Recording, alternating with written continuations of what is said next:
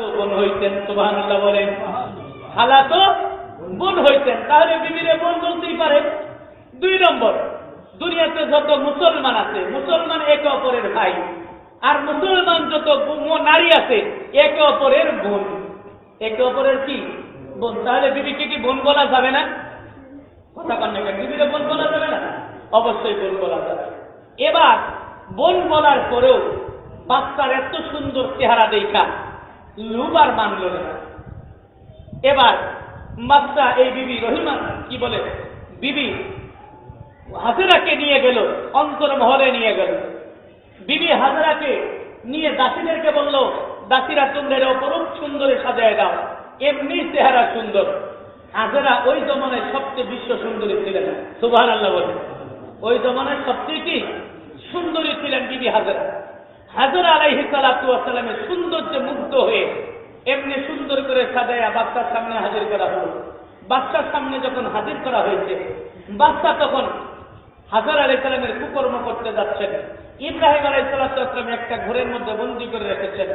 আল্লাহ রাব্বুল আলামিন ইব্রাহিমের মনে বিবির সম্পর্কে যেন কোনো সন্দেহ ভিতরে ঢুকতে না পারে, এই জন্য আল্লাহ পাক হাজেরার ঘর থেকে আর ইব্রাহিমের ঘরের মধ্যে একটা স্যাটেলাইট ক্যামেরা ফিট করে দিয়েছেন, সুবহানাল্লাহ। কি স্যাটেলাইট ক্যামেরা? আমাদের দেশে স্যাটেলাইট ক্যামেরা ফিট করা আছে, কি কি করতেছে ঘরের ভিতরে সবকিছু জানা যায়। দেখেন আল্লাহ পাক বিবি হাজেরার মাঝখানে আর ইব্রাহিমের মাঝখানে একটা স্যাটেলাইট ক্যামেরা ফিট করে দিয়েছেন। ইব্রাহিম আলাইহিস সালাম স্বচক্ষে দেখতেছেন হাজেরার সঙ্গে বদমাইশ বাচ্চা কি কি আচরণ করতেছে, সব স্পষ্ট দেখা যাচ্ছে। এই জন্য করেছেন আল্লাহ পাক যাতে বিবির সম্পর্কে ইব্রাহিমের মনে কোনো সন্দেহ না ঢুকে। যদি এই ব্যবস্থা না করতেন, বিবির সঙ্গে যদি অক্ষত ভাবেও ফিরে আসে, তবুও স্বামীর মনে সন্দেহ আসবে, এতক্ষণ পর্যন্ত এই জালেম বাচ্চা তোমার ভিতরে নিয়ে কিছু করে নাই, বিশ্বাস হয় না। তখন সন্দেহ ঢুকত, বিবির প্রতি তার ঘৃণা জমত। এই জন্য আল্লাহ পাক তার সন্দেহ দূর করে দেওয়ার জন্য স্যাটেলাইট ক্যামেরা ফিট করে দিয়েছে। সুবহানাল্লাহ, ক্যামেরা ফিট করে দিয়েছে এমন ভাবে, বাচ্চা এবার বলতেছে, বিবি হাজেরা তোমার সঙ্গে আমি কুকর্ম করব, তুমি রেডি হও, তোমার সঙ্গে আমি কুকর্ম করব। বিবি হাজেরা বলতেছেন, খবরদার আমার সঙ্গে কুকর্ম করতে এসো না, আমি নবীর স্ত্রী। সুবহানাল্লাহ বলেন, আমি কার স্ত্রী? নবীর স্ত্রী। এই জমানার সবচেয়ে শ্রেষ্ঠ মানুষ অনেকজন নবী, আমি একজন নবী ইব্রাহিমের স্ত্রী। সুতরাং তুমি আমার সঙ্গে কুকর্ম করতে এসো না, তোমার ক্ষতি হয়ে যাবে, তুমি কাজ করো না। হযরতে হাজেরার কথা শুনে বাচ্চা খিলখিল করে হাসে। কি করে হাসে? খিলখিল করে হাসে।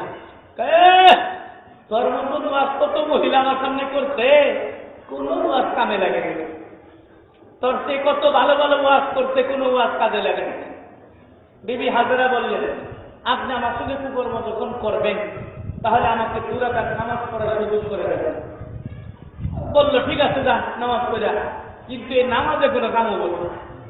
নামাজে কি হবে না? কাজ হবে না।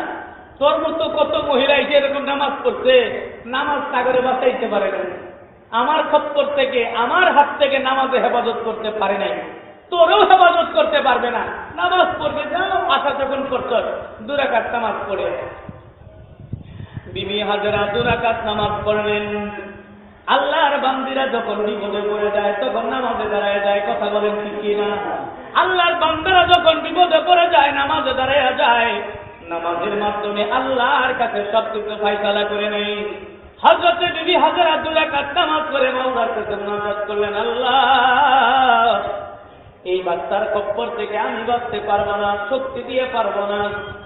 ও আল্লাহ, একাকী ঘরের মধ্যে আমাকে বন্দী করে রেখেছে, বাঁচার কোনো উপায় নাই।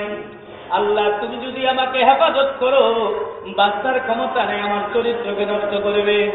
আল্লাহ তোমার কাছে ফরিয়াদ, দুনিয়ার শ্রেষ্ঠ মানুষ নবীর স্ত্রী বানিয়েছো, আল্লাহ আমার চরিত্রকে নষ্ট করো না। আল্লাহ তুমি আমার চরিত্রকে ঠিক রেখে দিও, জালেমের খপ্পর থেকে আল্লাহ তুমি আমাকে হেফাজত কইরো।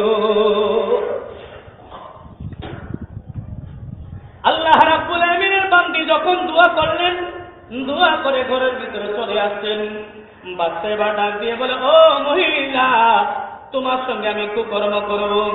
আল্লাহর বান্দি ডাক দিয়ে বলে, কুকর্ম করো না, তুমি আমার সঙ্গে কুকর্ম করলে ধ্বংস হয়ে যাবে, তোমার বড় ক্ষতি হয়ে যাবে। এই কথা যতই বলে খিলখিল খিলখিল করে বাচ্চা হাসে। এরকম ওয়াজ অনেক মহিলাই করছে, কোনো ওয়াজই কাজে লাগে নাই, তোর ওয়াজও কাজে লাগবে না। আমি এগুলোকে ভয় পাই না, আল্লাহ তাআলাকে আমি তো বিশ্বাস করি না, আমি নিজেই তো আল্লাহ। জোরে কর নাউযুবিল্লাহ। ও মহিলা রেডি হও, তোর সঙ্গে আমি কুকর্ম করব। এবার কুকর্ম করার জন্য আল্লাহর বান্দা হযরত হাজেরার সামনে হাজির। হাজেরাকে ধরার জন্য যায়, আল্লাহর বান্দি আল্লাহর কাছে মুনাজাত করে আল্লাহকে ডাকেন, আল্লাহ ওর খপ্পর থেকে আমারে বাঁচাও, ওকে আল্লাহ তুমি গজব দিয়ে গ্রেফতার করো।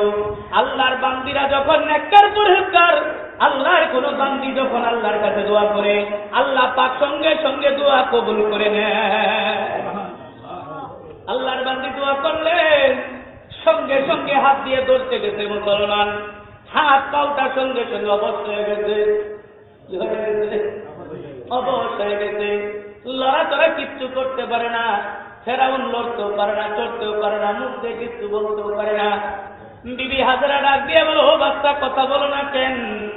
লড়াচড়া কিচ্ছু করতে পারে না, মুখের জবান বন্ধ, কিচ্ছু করতে পারে না, বলতে পারে না। এবার যখন জবান খুলে গেছে, ডাক দিয়ে আসিয়া রে, আমি তোমারে চিনতে পারি নাই, বড় ভুল হয়ে গেছে। আসিয়া তোমাকে ধরতে গিয়ে, ও হাজেরা তোমাকে ধরতে গিয়ে আমার তো হাত পা অবস্থা হয়ে গেছে, আমি কি করব? তুমি একটু আমারে ক্ষমা করে দাও, তোমার আল্লাহকে একটু বলো, আমি আর তোমার সঙ্গে কুকর্ম করবো না, আমি ভালো হয়ে যাব।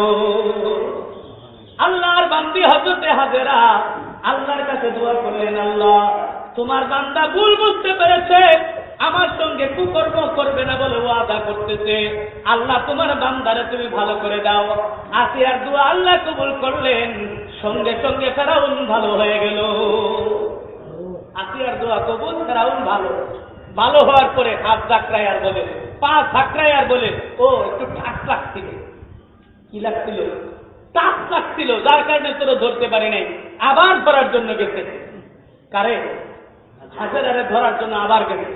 হাজেরা বলেন, আল্লাহ হেফাজত করো, জালেমের জুলুম থেকে হেফাজত করো। কিতাবের মধ্যে লিখে এবার যখন ধরতে গেছে, এমন ভাবে ধরতে গেছে, হাজেরারে ধরবে ধরবে অবস্থায় আল্লাহ পাক তার পাটাকে জমিনের মধ্যে গাড়ায় দিয়েছে।